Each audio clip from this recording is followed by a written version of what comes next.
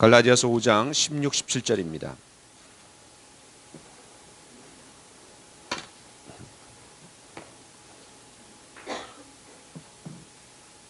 자, 우리 같이 한 목소리로 읽도록 하겠습니다. 시작. 내가 이르노니 너희는 성령을 따라 행하라. 그리하면 육체의 욕심을 이루지 아니하리라.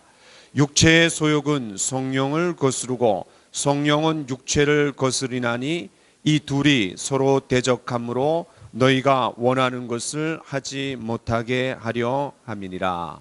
아멘. 자, 우리 같이 말씀의 제목을 한번 외쳐볼까요? 시작. 창조적 지배로 들어가라.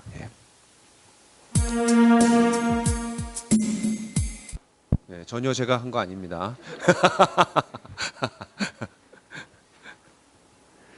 우리는 살아가면서 다양한 선택의 상황에 놓입니다. 저는 이제 명절에 가족들하고 만났는데 영화를 보러 갔습니다. 근데 어떤 영화를 봐야 될지 말모이를 봐야 되나 아니면 극한 직업을 봐야 되나 옥신각신했습니다. 저는 토요일 밤마다 아내로부터 늘 선택의 질문을 받습니다. 내일 무슨 양복을 입을 거예요? 내일 와이셔츠는 뭐를 입을 거예요? 또 주일 아침마다 넥타이를 뭘 해야 되나 고민을 많이 합니다. 그래서 아주 굉장히 고민하고 하고 온 거예요. 늘 선택의 연속입니다. 어떤 분들은 교회를 정하는 데서도 굉장히 신중에 신중을 기합니다. 당연합니다. 왜냐하면 교회는 일주일에 한 번 정도밖에 안 오지만 그 한 번이 일주일을 지배합니다. 그래서 교회는 신앙생활에서 교회 선택은 너무너무나 중요합니다. 또 어떤 분들은 오늘 성경을 읽을까 말까, 기도를 할까 말까, 피곤한데 읽지 말아야지, 아니야 그래도 읽어야지, 이런 여러 가지 갈등을 합니다. 또 원수를 사랑하라, 이런 성경의 말씀을 생각하면서 내가 저 사람을 조건 없이 용납하고 받아들여야지, 에이 저 사람 나쁜 사람이야, 그리고 그냥 또 갈등합니다. 그래도 이런 선택은 다른 선택에 비해서 굉장히 고상한 선택입니다. 고상하고 또 좋은 갈등이에요. 그러나 이런 고상한 갈등 말고 천박하고 저급한 갈등도 있습니다. 어떤 사람들은 아예 처음부터 돈을 떼먹을 작정을 하고 크게 해먹을까 아니면 적게 해먹을까, 이런 갈등을 합니다. 또 시험 성적을 올리기 위해서 수단과 방법을 가리지 않고 컨닝을 할까 말까, 또 다른 사람과 갈등 관계에 있을 때 저 사람의 자존심을 완전히 짓밟아 버리기 위해서 인격 살상용 언어를 사용할까 말까, 여러 가지 선택과 갈등은 아주 천박하고 저급한 갈등들입니다. 그런데 이런 갈등이 우리가 구원받았다라는 확실한 증거가 될 수 있습니다. 고상한 갈등이든 천박하고 저급한 갈등이든 우리의 삶은 끊임없는 선택의 연속입니다. 그런데 우리가 구원받은 이후에는 선택지가 더 많아집니다. 또 그에 따른 갈등의 상황은 더 다양하고 복잡해집니다. 왜냐하면 우리가 죄를 용서받고 구원받을 때 우리 안에 성령께서 들어오셨기 때문입니다. 우리 한 말씀 같이 한번 읽어보죠. 시작. 너희가 아들인 고로 하나님이 그 아들의 영을 우리 마음 가운데 보내사 아빠 아버지라 부르게 하셨느니라. 이 말씀에 보면 하나님이 그 아들의 영을 우리 마음 가운데 보내사 아빠 아버지라 부르게 하셨다 그랬어요. 구원받을 때 성령께서 우리 안에 들어오신다라는 거야.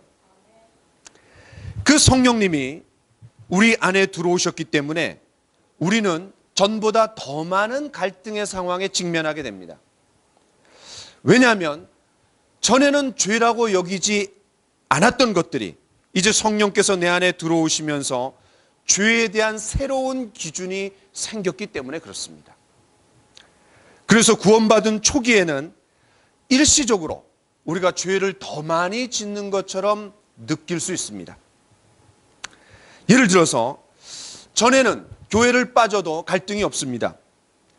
가고 싶으면 가고 말고 싶으면 가고 시간이 나면 가는 곳이 교회였습니다. 교회 가는 것은 그냥 습관적인 일이었습니다. 교회는 다니는 곳이 아니라 다녀드리는 곳이었어요. 그런데 이제 예배에 빠지면 죄의식이 생깁니다. 왜? 성령께서 근심하세요. 그걸 알려주시는 거예요. 어느 날부터 예배를 빼먹으면 찝찝해집니다. 그런데 우리가 이제 예배를 드리면서 평안도 있고 또 갈등, 감동과 감격이 있고 기쁨이 솟아오릅니다. 왜 그렇습니까? 성령이 내 안에 들어오셨기 때문에 그런 거예요. 전에는 성경을 안 읽어도 아무 생각이 없었습니다. 성경은 그냥 종교, 예식을 위한 의식을 위한 도구에 불과했습니다. 종교 경전에 불과한 거예요. 그런데 언젠가부터 성경을 읽고 싶은 마음이 생깁니다. 읽어보니 다 이해는 되지 않더라도 마음에 평강이 있고 또 감동이 있습니다. 반대로 성경을 대하지 않을 때, 성경을 읽지 않을 때 이상하게 영적인 허기를 느낍니다. 활력을 잃습니다. 그리고 죄의식이 생깁니다. 왜 그렇습니까? 성령님이 내 안에 들어오셨기 때문에 그렇습니다. 그분은 우리에게 하나님의 뜻을 알려주시고 또 내가 그 뜻대로 살지 못할 때 근심하십니다. 그분의 근심에 우리가 영향을 받기 시작하면서 갈등이 생기는 거예요. 예수님을 믿기 이전에는 술 먹고 담배 펴도 아무런 갈등이 없었습니다. 그런데 언젠가부터 술과 담배를 하면 공허감이 물밀듯 밀려옵니다. 그리고 죄스러운 마음이 생깁니다. 왜 그렇습니까? 성령님이 내 안에 들어오셨기 때문에 그렇습니다. 전에는 일하면서 거짓말을 밥 먹듯 합니다. 또 주변 사람들과 음담패설을 하면서 낄낄거리며 즐깁니다. 욕을 입에 달고 삽니다. 그런데 언젠가부터 그런 내 자신이 어색해지고 자기가 부끄러워집니다. 왜 그렇습니까? 성령님이 내 안에 들어오셨기 때문에 그렇습니다. 성령님이 내 안에 들어오실 때 옳고 그름에 대한 기준이 굉장히 폭넓어지고 깊어집니다. 새로운 목적, 새로운 방법, 새로운 기준, 새로운 삶이 시작되기 때문입니다. 만일 여러분 가운데 내가 구원 받았나 안 받았나 의심이 들 때가 있다라면 그 의심을 해소할 수 있는 아주 좋은 방법이 있습니다. 제가 앞에서 언급했던 그런 갈등이 여러분 가운데 있다라면은 그는 구원받았다라는 증거가 될 수 있습니다. 우리가 이제 제2기 제자훈련에 들어갔는데 제1기 제자훈련을 할 때 제가 이제 어떤 예화를 이렇게 사용했냐면 진공병 예화를 사용합니다. 여러분 진공병이 뭐예요? 이 코르크 마개가 있는데 그 마개를 뺐다가 한 1분 있다가 다시 꼈어요. 그러면 이제 더 이상 진공 상태가 아닙니다. 공기가 들어갔어요. 근데 공기는 눈에 보이지 않습니다. 무색, 무취예요. 근데 공기가 들어간 거를 알 수 있는 여러 가지 방법이 있습니다. 그 중에 하나가 뭐냐면 삶에서 일어나는 변화입니다. 왜냐하면 그 진공 상태에 있을 때는 불을 태우면은 꺼집니다. 그런데 거기에 뭔가를 태워갖고 불이 활 타는 걸 보면은 이 공기가 들어갔구나. 더 이상 진공 상태가 아니구나. 라는 걸 알 수 있는 거와 마찬가지입니다. 그러니까 예수님을 만나서 구원받기 전에는 별 갈등이 없었던 것들이 구원받으면서 갈등이 생기기 시작합니다. 올바른 선택을 하게 되고 그러면서 내 삶에서 작은 변화들이 생기기 시작합니다. 성경을 읽고 싶어지고 또 예배 드리는 것을 좋아하게 되고 또 주변 사람들에게 짜증 섞인 말도 잘 안 하게 되고 이상하게 마음에 기쁨과 평강이 있고 제가 이제 이런 것들을 설명했더니 어떤 분이 목사님 제 삶을 얘기하고 계시네요. 이렇게 얘기하더라고요. 그렇죠. 김대훈 집사님. 네. 목사님 바로 제 얘기를 하고 계시네요. 그러더라고요. 굉장히 감동했어요. 제가. 그렇습니다. 구원받은 사람은 반드시 전에 하지 않던 고상한 갈등을 하게 됩니다. 왜 그렇습니까? 성령께서 내 안에 들어오셔서 그분이 가만히 계시는 것이 아니라 나를 변화시켜 가시고 거룩해 하시는 일을 하시기 때문에 그렇습니다. 그런데 그 성령께서는 우리 안에 들어오시기 전에 우리의 실상을 우리가 알 필요가 있습니다. 그것은 뭐냐면 우리가 자율적 존재가 아니었다라는 사실입니다. 성경은 적어도 5가지 영역에서 우리가 종이었다라고 말합니다. 첫 번째, 자, 우리 같이 한번 읽어볼까요? 시작. 예수께서 대답하시되 진실로 진실로 너에게 이르노니 죄를 범하는 자마다 뭐래요? 죄의 종이라 그랬어요. 죄의 종이라. 사람들은 스스로 자율적 존재라고 생각합니다. 오히려 교회 다니는 사람들을 답답해하고 신앙생활하면서 뭔가 구속받고 제약받는 아주 그냥 고루하고 답답한 사람들이라고 생각이 됩니다. 그렇게 여겨요. 절대로 그렇지 않습니다. 우리가 인정하든 인정하지 않든 우리 모두는 예수 믿기 전에 죄의 종이었습니다. 그 증거가 뭡니까? 죄의식에 사로잡혀 살아갑니다. 죄의 사슬에 묶여서 이리저리 끌려다닙니다. 그 많은 증상 중에 하나가 우울증입니다. 자기가 과거에 지었던 죄에 대한 처리가 되지 않아서 그 문제를 해결하지 못해갖고 우울증으로 나타나는 경우도 있습니다. 또한 우리는 과거에 마귀의 종이었습니다. 자, 우리 같이 한번 읽어봅시다. 시작.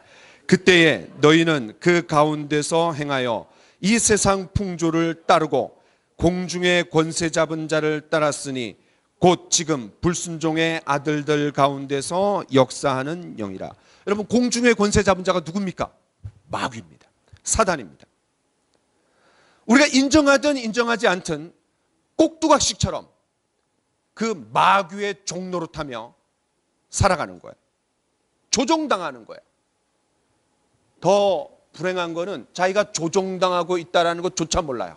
얼마나 불행합니까? 그런데 이 마귀가 뭘로 우리를 조종합니까?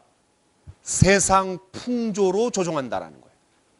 세상 풍조가 뭡니까? 세상의 흐름, 세상의 원리, 세상의 방법, 이런 세상의 것들을 가지고 우리를 흔드는 겁니다. 마치 돈이면 다 되는 것처럼 우리를 흔듭니다. 또 학벌이면 다 되는 것처럼 우리를 망양 흔들어 댑니다.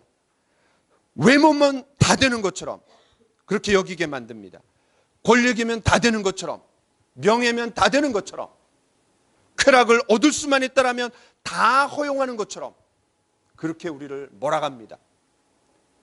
때문에 우리는 마귀의 종이면서 동시에 세상의 종입니다. 세상의 흐름에 끌려다니는 거야.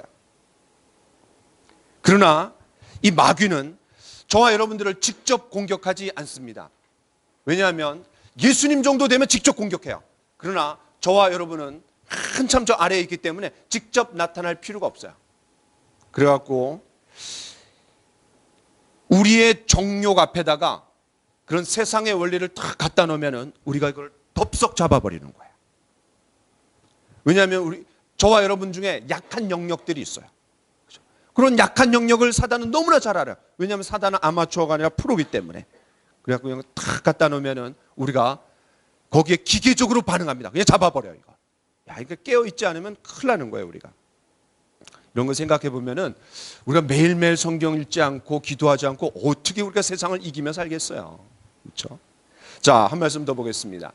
시작.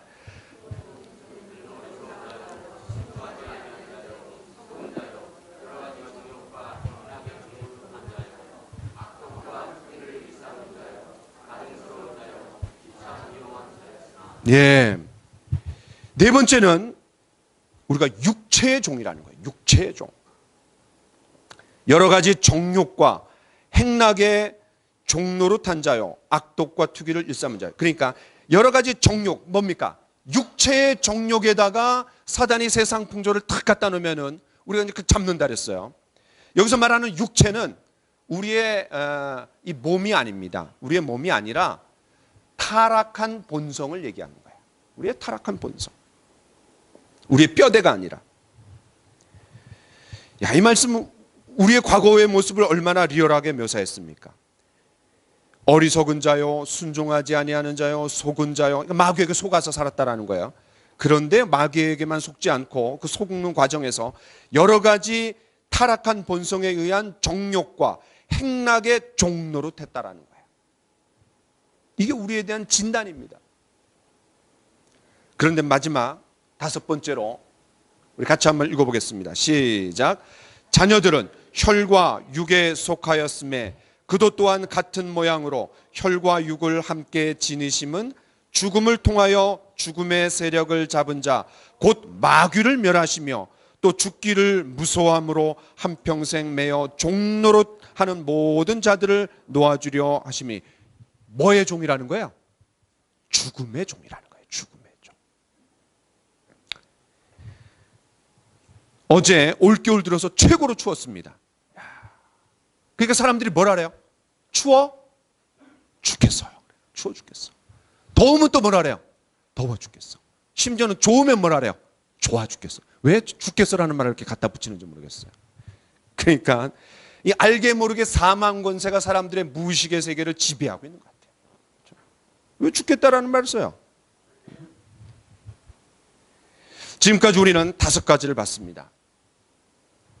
죄의 종, 마귀의 종, 세상의 종, 죽음의 종, 그 다음에 육체의 종. 이것이 모든 사람들의 실상입니다. 거기에 그냥 종노릇하고 살아가는 거예요. 조종당하는 거예요. 꼭두각시예요. 이것이 바로 모든 인간의 실존입니다. 우리 모두가 예수님 믿기 이전에, 거듭나기 이전에 이 마귀가 휘두르는 타락한 운명의 수동적 놀이개처럼 살아온 거예요. 자, 그 다음. 그런데 우리가 거듭날 때 성령께서 우리 안에 들어오셔서 우리를 자유케 하십니다. 그 자유케 하시는 성령께서 우리 안에 새로운 본성을 집어넣어 주시는 거예요. 타락한 본성에다가 새로운 본성이 주입되는 거야. 그 결과 우리는 모든 속박에서 벗어났고 놀라운 해방을 맛보는 겁니다. 자, 우리 같이 한번 말씀을 읽어봅시다. 시작. 그러므로 이제 그리스도 예수 안에 있는 자에게는 결코 정죄함이 없나니 이는 그리스도 예수 안에 있는 생명의 성령의 법이 죄와 사망의 법에서 너를 해방하였습니다. 할렐루야. 예, 해방했다라는 거예요. 해방했다라는 거예요. 그 결박을 풀어냈다라는 거예요. 때문에 더 이상 우리는 그 죄의 세력에 종노릇하지 않습니다. 죄의 영향력은 받습니다. 죄의 존재 자체로부터 끊어질 수는 없어요. 우리가 죽을 때까지는. 그런데 그 죄의 세력으로부터 우리는 벗어날 수는 있습니다. 그리스도 예수 안에 있는 생명의 성령의 법이 죄와 사망의 법에서 너를 해방했다라 했어요. 그렇습니다. 우리는 죄에게, 마귀에게, 죽음에게, 세상에게 또 질질 끌려다니며 속수무책으로 무기력한 삶을 사는 것이 아니라 그 세력에서, 그 손아귀에서 벗어날 수 있게 되었다라는 거예요. 왜 그렇습니까? 내 안에 새로운 본성이 주입된 거예요. 새로운 본성이 생겨난 거예요.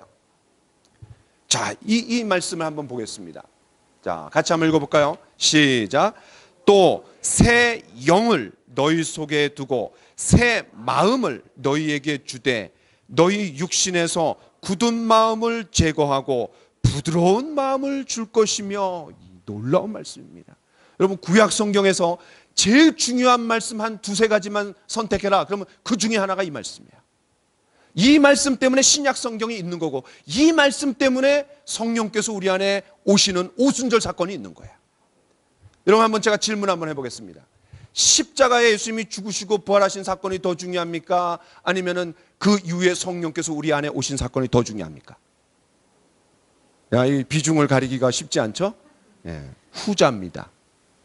예수님이 십자가에 죽으시고 부활하신 건 왜 그래요? 우리 안에 죄를 용서해 주시고 죄를 없애시는 거예요. 근데 죄가 없어져야지 누가 들어올 수 있는 거예요? 성령이 들어오시는 거예요. 성령이 오시는 것을 준비하는 게 십자가예요. 그렇습니다. 이 말씀에 새 영을 너희 속에 두고 새 마음을 너희에게 주겠다 그랬어요. 여기서 말하는 새 영은 성령이 아니에요. 새로운 정신, 새로운 마음을 주겠다라는 거예요. 전에는 어떤 마음이에요? 여러분, 새 영이 있으면 무슨 영이 있어요? 헌영이 있는 거예요. 그렇죠? 헌영을 대체하는 게 새 영이에요. 그러면 헌영은 뭡니까? 하나님을 대적하는 마음, 하나님을 중심에 두기 싫어하는 마음, 또 자기 중심성, 또 완고한 마음, 또 하나님을 최우선순위에 두지 않고 후순위에 두게 만드는 우리의 타락하고 음란한 영. 우리가 하나님을 첫 자리에 두지 않으면 다른 것들이 그 자리를 대신하게 됩니다. 그런데 그런 것들이 뭐예요? 하나님이 계셔야 될 자리를 다른 것들이 차지할 때 우리는 그걸 뭐라 하냐면 우상이라고 합니다. 그래서 그 우상을 뭐라 하냐면, 그 우상을 두는 마음을 뭐라 그랬냐면 구약성경에 음란한 영이라 그랬어요. 음란한 영. 음란한 짓거리를 해서가 아니라, 육체적으로 음란한 짓거리를 해서가 아니라 하나님의 자리를 차지하는 다른 것들로 채울 때 그게 음란이라는 거예요. 그를 가장 잘 보여주는 게 뭡니까? 호세아서입니다. 호세아서. 고멜이 누굽니까? 호세아의 아내입니다. 결혼했습니다. 그런데 자꾸 그냥 헛짓거리 하면서 이 남자 저 남자 그냥 기웃거리고, 그리고 그냥 음란한 관계를 맺습니다. 그때 뭐라 합니까? 하나님이 야 가서 찾아와라. 그런데 그 고멜을 이스라엘에게 빗대는 거예요. 아세라신, 바알신, 몰렉신, 그 당시에 좋은 것들이 그냥 찝쩍거리는 거예요. 그거를 음란했다라고 구약성경은 얘기합니다. 바로 헌영, 그 헌영을 대체하는 게 뭐냐? 새 영이에요. 새로운 마음, 새로운 정신을 주시겠다라는 거예요. 그 다음에 어떤 마음을 또 주시겠다고 그랬어요? 새 마음을 너에게 주겠다. 새 마음. New spirit, new heart. 새로운 마음을 주시겠다 그랬어요. 우리가 그 사무엘상을 읽잖아요. 그때 사울에게 성령이 임했을 때 새 사람이 되었다 그랬어요. 그렇죠? 새 마음이 주어졌다 그랬어요. 이 새 마음이 뭡니까? 하나님을 섬기고자 하는 마음, 하나님의 뜻에 순종하고자 하는 마음, 그 하나님의 말씀을 따라 살 수 있는 능력이 주어지는 거예요. 그런데 어떻게 이런 일들이 일어납니까? 어떻게 헌영을 밀어내고 새로운 마음, 딱딱하고 굳어진 마음을 제거하고 부드러운 마음이 생겨날 수 있습니까? 어떻게 새로운 정신이 생길 수 있습니까? 어떻게 새로운 마음이 우리에게 주어질 수 있습니까? 그 다음 말씀입니다. 같이 한번 읽어봅시다. 시작. 또 내 영을 너희 속에 두어 너희로 내 율례를 행하게 하리니 너희가 내 규례를 지켜 행할지라. 놀라운 말씀이에요. 내 영을 너희 속에 주겠다. 이게 바로 성령이에요. 내 영을 너희 속에 주겠다. 새 영은 새로운 정신이에요. 헌영을 대체하는 새 정신.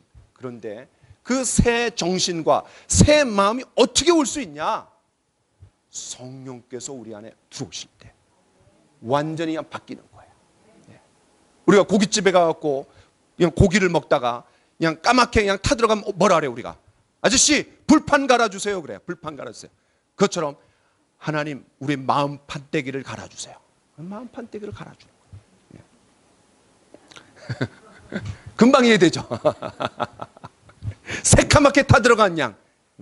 그러면 아무리 고기를 구워도 또 타들어가고 그냥 맛도 없고 그냥 암 걸리고, 그죠? 그런데 마음 판때기를 갈아버리는 거예요. 우리 힘으로 안 돼요. 이게 바로 신약의 그리스도인과 구약의 그리스도인의 결정적인 차이점이에요. 구약의 그리스도인들은 하나님의 명령에 순종하려고 하는데 그를 순종할 수 있는 능력이 없어요. 구약의 그리스도인들은 겉으로 순종해갖고 속으로 변화시키려고 해요. 그런데 신약의 그리스도인들은 성령을 우리 안에 주셔갖고 우리 속을 변화시켜갖고 겉을 바꾸시는 거야. 예, 이게 결정적인 차이점이야. 근데 그 핵심이 뭐냐? 내 영을 너희 속에 준다. 내 영을. 성령이 우리 안에 들어오신다는 거야. 더 쉽게 얘기하면 그 죄에 대해서 대항할 수 있는 항체 바이러스를 넣어주겠다는 거야. 죄를 집어삼킬 수 있는 항체를 넣어주겠다라는 거야. 그게 뭐예요? 그 성령이에요. 성령. 때문에 마음이 전쟁터입니다. 마음이 전쟁터예요.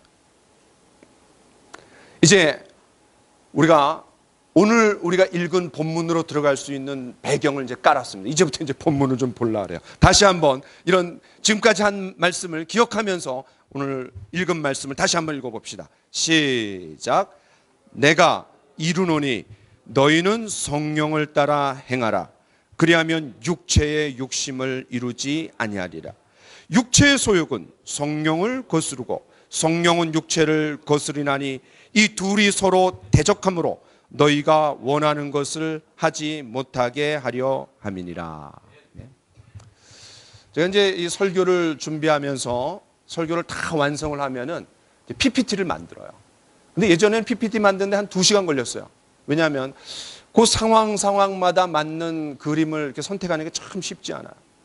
요새는 이제 속도가 빨라져 갖고 1시간 내면 다 만드는데 저는 어떻게 해서든 여러분에게 제 입술로 선포되는 말씀뿐만 아니라 좀 시각적으로 눈으로 보고 손으로 쓰고 그 다음에 귀로 듣고 모든 걸 동원하면 더 말씀을 좀 잘 이해할 수 있도록 돕기 위해서 이런 방법을 좀 쓰는데 제가 이제 이 마음이 전쟁터다 요거를 찾으려는데 안 찾아져요.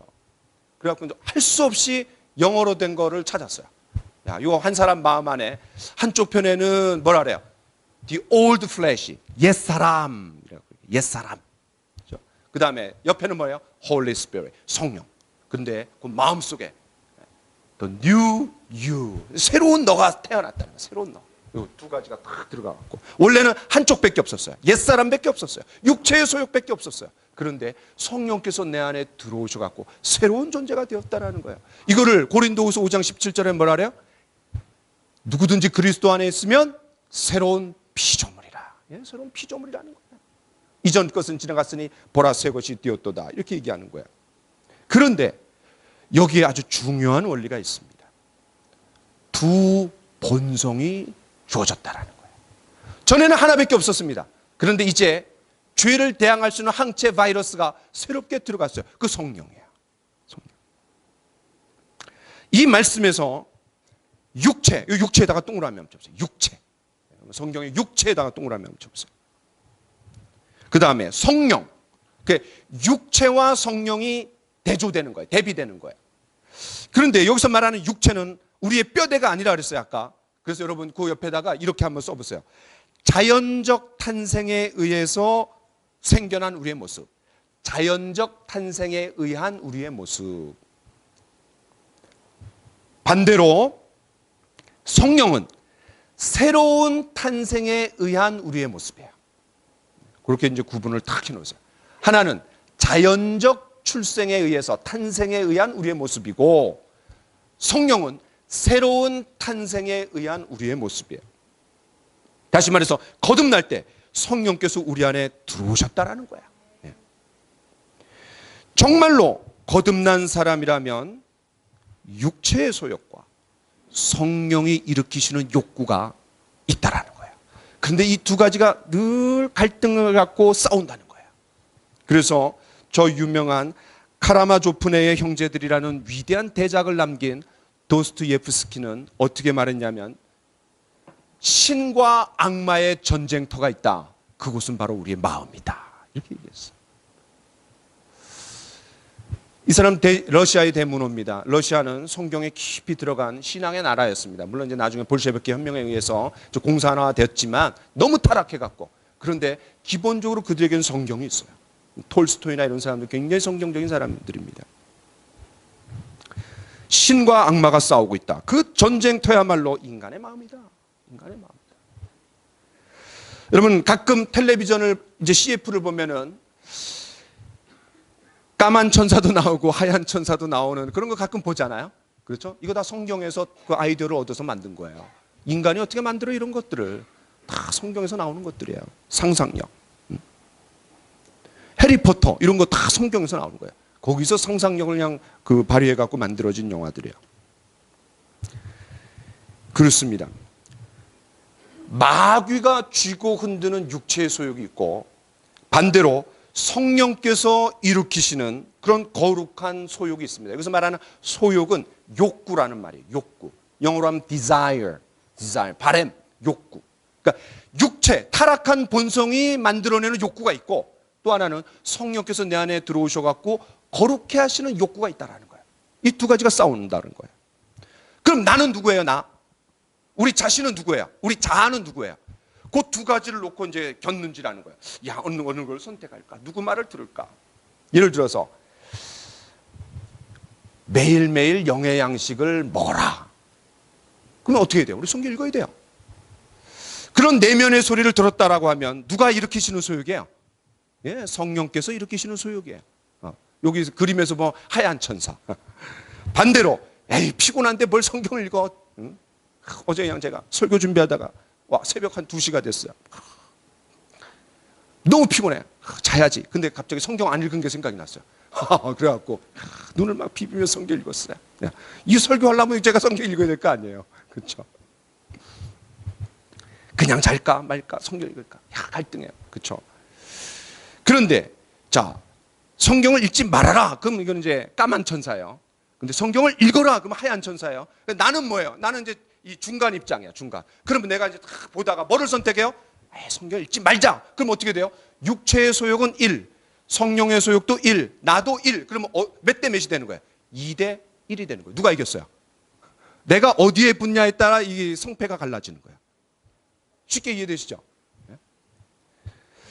반대로 야 내가 성경을 읽어야 되겠다. 그러면 육체의 소욕 1, 거기서 나까지 1, 그러면 2대 1로 이기는 거예요.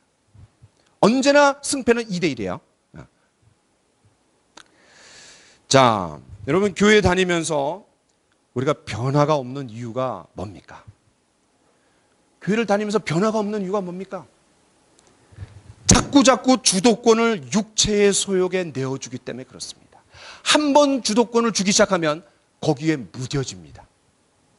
무감각해집니다. 왜? 내 속에 내가 많아. 오늘 아침에 큐티에 누가 그렇게 올리셨더라. 내 속에 내가 많아갖고 내가 혹시 무감각해져.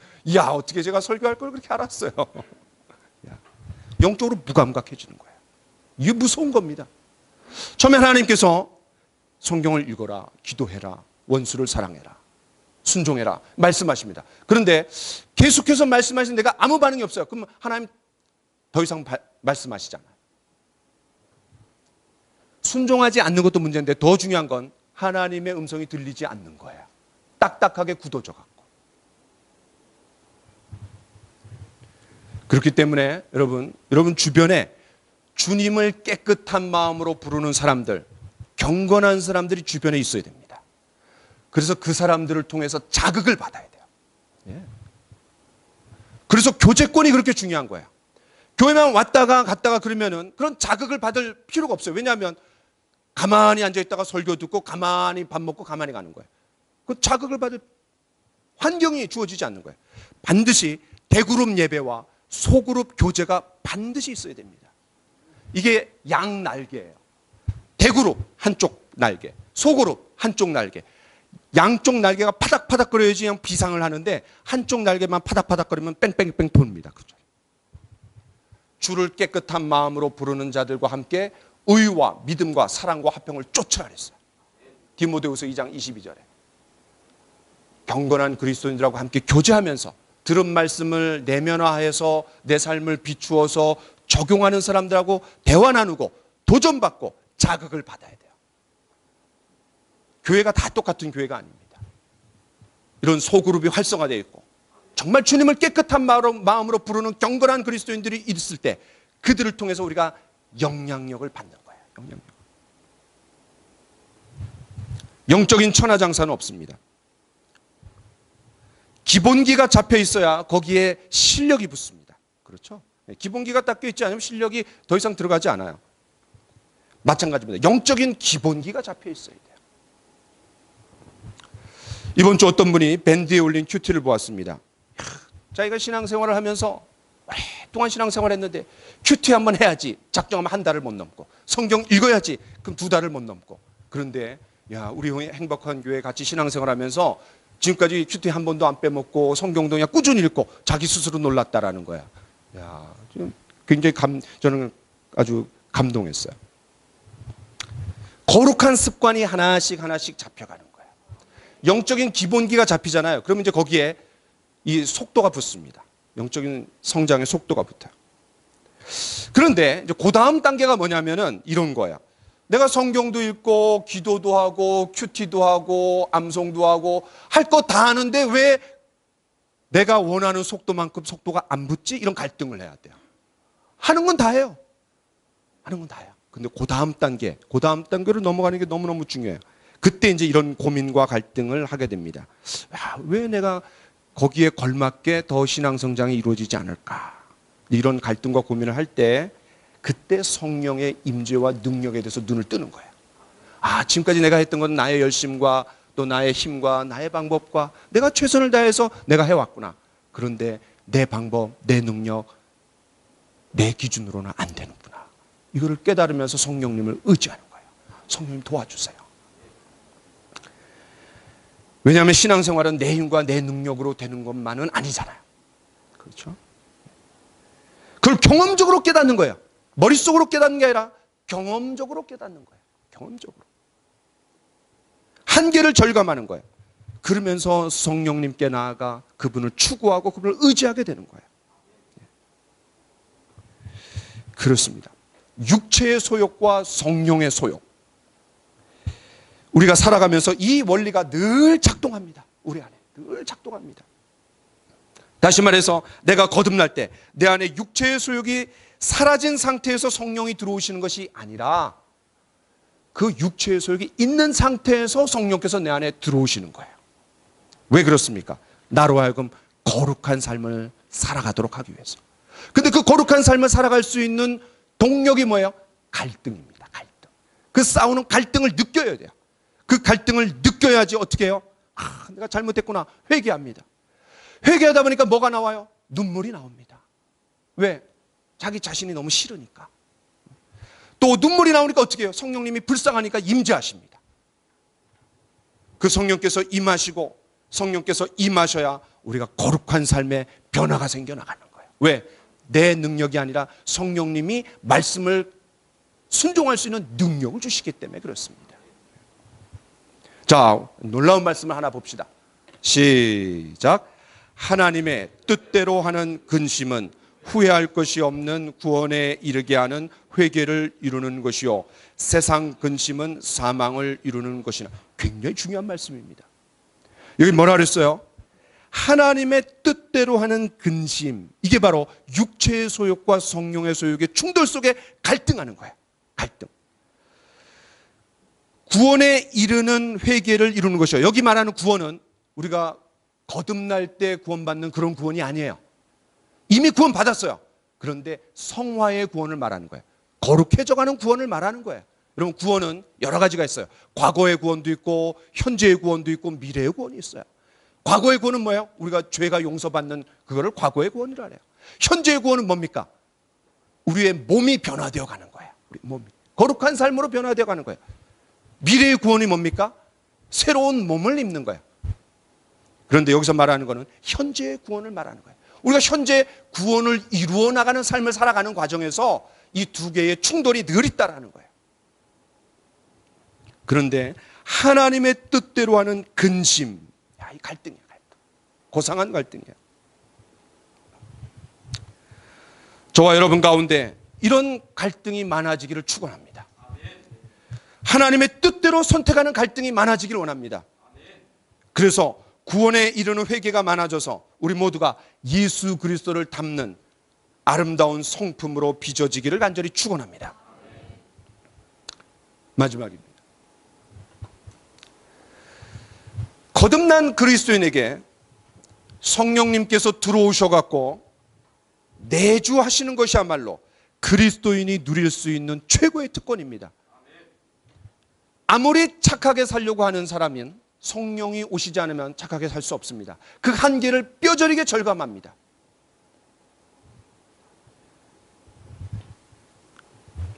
여러분, 그래서 우리가 기도할 때 성령을 구해야 되는 거예요. 우리 안에 들어오신 성령께서, 그분은 인격이신 분이기 때문에 내가 그분에게 자리를 내어드리고 그분의 지배를 받도록, 통치를 받도록 권해드리지 않으면, 그분이 인격이시기 때문에 그분이 마음대로 역사하시지 않습니다. 마음대로 역사하시지 않아요. 그래서 우리가 기도하면서 성령이여 나를 충만케 하여 주옵소서. 성령 충만이 뭡니까? 성령이 나를 지배하시는 거예요. 통치하시는 거예요. 성령이 내 안에 들어오셨다 할지라도 내가 주인이 될 수 있습니다. 내가 주인 삼은 것 모든 것 내려놓고, 그런 찬양도 있잖아요. 제가 일전에도 한번 말씀드렸지만 온누리교회 부목사님들이 많이 계신데 그 부목사님 중에 한 분이 담임 목사님 고 하용조 목사님께 이렇게 질문했대요. 목사님은 자녀들을 위해서 어떻게 기도하십니까?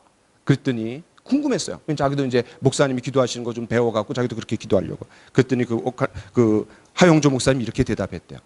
나는 자녀들을 위해서 딱 한 가지 기도합니다. 성령 충만을 위해서 기도합니다. 우리 모두의 기도 제목이 돼야 되지 않겠어요? 네. 하나님, 우리 부모님 성령으로 충만케 해주십시오. 하나님, 우리 자녀들을 성령으로 충만케 해주십시오. 저도 기도 제목이 바뀌었어요. 요새 우리 평화원에서 하나님 성령으로 충만케. 그럼 다 끝나는 거예요, 그냥. 여러분, 성령 충만은 계속해서 성령의 소욕을 선택해서 육체의 소욕을 이기는 겁니다. 그것이 이기는 습관이 계속해서 들면은 이기는데 익숙해지는 거야. 그럼 아예 이제 거룩한 습관으로 자리 잡는 거야. 자리 잡아요. 그래서 성령께서 온전히 나를 지배하시는 겁니다. 그러면서 우리는 늘 거룩한 선택을 하게 되는 거예요. 자, 우리 한 말씀 보겠습니다. 자, 같이 한번 읽어봅시다. 시작. 그러므로 너희는 죄가 너희 죽을 몸을 지배하지 못하게 하여 몸의 사욕에 순종하지 말고, 또한 너희 지체를 불의의 무기로 죄에게 내주지 말고, 오직 너희 자신을 죽은 자 가운데서 다시 살아난 자 같이 하나님께 드리며 너희 지체를 의의 무기로 하나님께 드리라. 우리의 지체가 많이 있습니다. 입도 있고 귀도 있고 손도 있고 발도 있고 다양한 지체들이 있는데 그 지체는 중립적인 겁니다. 내가 그 지체들을 죄를 짓는 데도 쓸 수 있고 하나님을 위해서도 쓸 수 있습니다. 그 선택은 내가 하는 거예요. 내가 하는 거예요. 그런데요, 중요한 원리가 하나 있습니다. 그 뭐냐면 우리가 예수님을 믿고 5가지 종된 신분에서 벗어났어요. 어둠에서 빛으로, 사단의 권세에서 하나님께로 신분의 변화가 일어났습니다. 신분의 변화가 일어났어요. 그런데 종에서 자유자가 되었지만 또다시 종이라는 거예요. 여러분 이거 이해하세요? 종이었는데 자유자가 됐어요. 그런데 다시 종이라는 거예요. 누구의 종이에요? 성령의 종인 거예요. 성령의 종. 자유자이지만 성령의 종인 거예요. 그래서 갈라디아서 5장에 보면 뭐라 하냐면 너희가 거듭났지만 성령께서 너희에게 들어오셨지만 그것으로 말미암아 그 자유를 죄를 짓는데 방종으로 쓰지 말아라. 이렇게 얘기하는 거예요. 그러니까 자유자가 됐는데 다시 죄의 종으로 갈 수 있는 까딱 잘못은 갈 수도 있고, 그런데 성령의 종이 되어야 된다는 거예요. 우리는 자유자이면서 동시에 성령의 종입니다. 자, 우리 같이 말씀 한번 봅시다. 시작. 육신을 따르지 않고 그 영을 따라 행하는 우리에게 율법의 요구가 이루어지게 하려 하심이라. 이거는 거듭난 그리스도인을 얘기하는 거예요. 로마서 8장은. 그런데 육신을 따를 수도 있고 그 다음에 영을 따를 수 있다는 거예요. 성령을 따를 수 있다는 거예요. 근데 성령을 따를 때 하나님의 말씀을 순종할 수 있는 능력이 주어진다라는 거야. 능력이 부여된다라는 거야. 예를 들어서 우리가 원수를 사랑하라. 이 말씀을 어떻게 순종할 수 있습니까? 사실 불가능합니다. 그런데 성령께서 그 말씀에 순종할 수 있는 능력을 우리에게 부여해 주시는 거예요. 저는 지난 8개월 동안 우리 교회에서 원수를 사랑하라. 이게 이루어지는 것을 여러 번 봤습니다. 눈물을 흘리면서 손을 잡고 포옹하면서 용서하고 사랑한다라는 이런 고백을 저는 여러 번 들었습니다. 놀라운 거예요. 인간적으로 할 수 없습니다. 원수를 사랑하라. 내가 너희를 사랑한 것 같이 너희도 서로 사랑하라. 말씀을 듣는다고만 되는 게 아니에요. 그 말씀을 순종하려고 발버둥 칠 때, 기도할 때 성령께서 나도 모르게 그렇게 할 수 있는 능력을 주시는 거예요. 그런 체험들이 한 번 한 번 붙으면요, 이 영적인 이 가속도가 붙는 거예요. 우리가 가만히 있다고 신비한 능력으로 더딥혀지는 게 절대로 아닙니다. 절대로 아니에요. 성령님은 어떤 영향력이나 힘이 아니라 인격이신 하나님이라 그랬어요. 그분께 내어 맡기고 그분의 인도를 받아야 돼요. 그분의 주권에 나를 맡겨야 돼요. 육체의 소욕을 따르지 않고 성령의 인도를 받아야 돼요. 한마디로 뭡니까? 창조적 지배로 들어가야 돼요. 제가 왜 창조적이란 말을 썼냐면 지난 시간에도 말씀드렸듯이 성경에서 제일 먼저 나오는 삼위 하나님 중에 첫 번째가 누구예요? 성령 하나님이에요. 하나님의 신이 수면에 운행하시니라. 성령이 제일 먼저 나오는 거예요. 제일 먼저. 근데 그분은 창조의 영이에요. 또 로마서 1장에 이렇게 말합니다. 육체로는 다윗의 후손으로 나시고 성결의 영으로는 죽은 자 가운데서 부활하사 하나님의 능력으로 하나님의 아들이 되셨다. 이거 있어요. 성결의 영이 뭡니까? 거룩해 하시는 영, 성령으로 말미암아 예수님이 죽은 자 가운데서 부활하셨다는 거예요. 이 성령은 창조의 영입니다. 그 창조적 지배로 우리를 맡기는 거예요. 들어가는 거예요.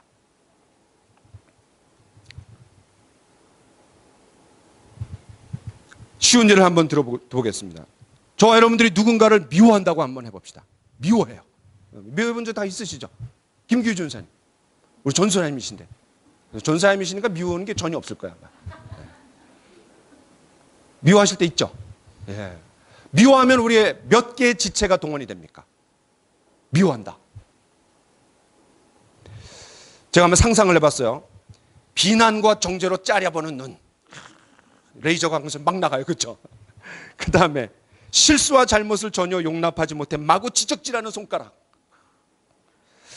또 표독스러운 모습으로 울그락불그락하는 얼굴 표정. 저도 그럴 때 있어요. 인격 살인용 언어를 마구 남발하는 이 입이라고 하면 돼. 조둥아리. 그렇죠? 야, 그럴 때 아주 천박해 입이. 분노를 참을 수 없어서 폭력을 행사하는 주먹과 발. 야, 제가 너무 리얼하게 표현했나요? 다 이게 저한테 해당되는 거라서 경험했기 때문에 너무 잘 알잖아요. 그런데 이런 지체들을 죄에게 드리지 말고, 죄를 짓는 데 사용하지 말고, 불의의 무기로 드리지 말고 의의 무기 하나님을 위해서 그런 지체들을 드리라는 거예요. 하나님을 기쁘시게 하는 일에 그걸 사용하라는 거예요. 우리가 성령님의 인도를 받아 창조적 지배로 들어갈 때 우리의 눈은 단점보다는 장점을 보고, 그렇죠? 또 아름답고 거룩한 것을 보는 데 사용하게 될 겁니다. 우리의 입은 다른 사람을 격려하고 칭찬하고 하나님을 찬양하는 데 사용하게 될 겁니다. 우리의 손은 다른 사람들을 섬기고 베푸는 데 이 손을 사용하게 될 겁니다. 우리의 발은 다른 사람의 필요를 채우는 일에 걸어가게 될 겁니다. 저도 그렇게 되고 싶어요. 저와 여러분들 모두 이렇게 되고 싶지 않습니까? 네. 자, 이제 말씀을 좀 마무리하겠습니다. 오늘 우리는 우리 마음에서 작동하는 두 가지 원리를 배웠습니다. 육체의 소욕, 성령의 소욕. 이 둘은 양자택일의 상황에서 늘 적대적입니다. 우리가 어느 쪽을 선택하느냐, 2대1로 승리가 결판납니다. 그런데 어느 쪽을 선택하느냐에 따라 우리의 신앙생활의 질은 완전히 달라집니다. 한 가지 이야기를 하고 마치려고 합니다. 인디언들 사이에서 전해 내려오는 이야기입니다. 어느 날 손자가 할아버지에게 이렇게 물었습니다. 할아버지, 제 마음속에 착한 하얀 개와 나쁜 검은 개가 함께 살고 있어요. 그런데요, 이 두 마리 개가 싸우면 어느 개가 이길까요? 할아버지가 뭐라 대답을 했냐면, 글쎄다, 네가 밥을 주는 게가 이기는 것이겠지. 그렇죠? 야, 지혜로운 대답이죠. 밥을 어디다가 주느냐에 따라서 이기는 거야. 야, 오늘 이 말씀에 핵심이 담겨 있지 않습니까? 어느 쪽 개에게 음식을 주느냐에 따라 승패가 달라지는데, 검은 개를 육체의 소욕이라고 한다면 하얀 개는 성령의 소욕입니다. 어떤 사람은 이 보이지 않는 검은 개에게 많은 음식을 먹여주고 보살펴줍니다. 그러면서 어느 날 보니까 너무나 포동포동 살이 쪄고 큰 개가 되어 있어요. 반대로 어떤 사람은 하얀 개에게 많은 음식을 먹여주며 보살펴 주었습니다. 그래서 그 하얀 개가 크고 통통해졌어요. 결국 영적으로 승리하는 비결은 어떻게 해서든지 검은 개는 굶기고, 그렇죠? 검은 개는 굶기고 삐쩍삐쩍 말라게 만들고 그리고 하얀 개는 살찌우는 거예요. 네. 여러분, 검은 개가 좋아하는 음식이 뭐게요? 네. 살코기가 아니라, 뼈다구가 아니라 죄입니다. 죄를 좋아해요. 하얀 개는 뭐를 좋아합니까? 하나님 말씀을 좋아합니다. 네. 그래서 에베소서의 5장 18절 술 취하지 말라, 성령의 충만을 받으라 이후에 나오는 결과랑, 골로새서 3장 15절 하나님의 말씀이 너희 속에 풍성히 거하도록 해라, 그 다음에 나오는 내용이랑 결과가 똑같습니다. 성령 충만하고 말씀 충만하고 같이 가는 거예요. 같이. 그렇습니다. 어느 쪽에다가 먹이를 주느냐에 따라 그는 나의 선택에 달려 있습니다. 그런데 나의 선택은 때로는 무기력하고 약할 수 있습니다. 그러나 성령께서 내 안에 오셨기 때문에 자꾸 부추기십니다. 거룩한 욕구를 일으켜 주세요. 그리고 주를 깨끗한 마음으로 부르는 형제자매들하고 같이 있을 때, 복음적이고 성경적인 교회에 있을 때 자꾸 그런 분위기로 가게 되어 있습니다. 그러면은 우리가 성령의 소욕을 쫓아서 변화된 삶을 살아나갈 수 있습니다. 선택의 상황에 직면할 때마다 우리가 인격이신 성령 하나님을 의지합시다. 그분의 창조적 지배로 들어갑시다. 성령의 음성보다는 나의 원함에 더 많은 시간과 마음을 쏟지 말고, 무감각해지지 말고 우리가 성령의 음성을 쫓읍시다. 자, 우리 같이 찬송가 191장, 내가 매일 기쁘게, 찬송가 191장 같이 한번 하기를 원합니다.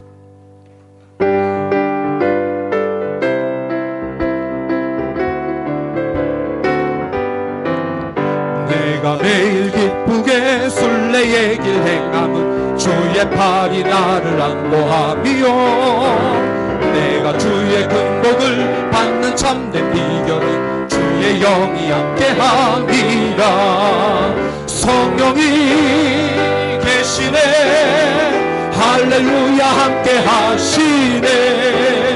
좁은 길을 걸으며 밤낮 기뻐하는 것 주의 영이 함께함이라.